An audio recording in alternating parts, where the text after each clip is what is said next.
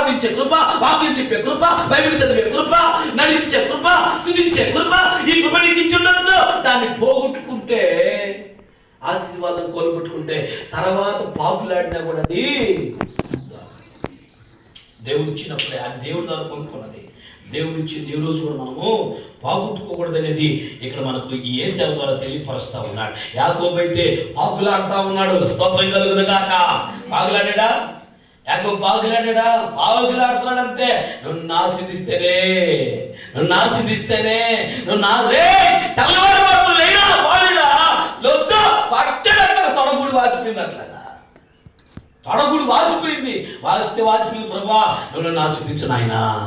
నువ్వు లేకపోతే నేను బ్రతకలేనయ్యా, నువ్వు లేకపోతే జీవించలేనయ్యా. మనుషులు దాటిపోయారు, బంధువులు దాటిపోయారు, స్నేహితులు దాటిపోయారు, ఐదుగురు దాటిపోయారు, తనకు కావలసిన అందరూ దాటిపోయారు. కానీ ఇదిగో యాకోబు ప్రార్థన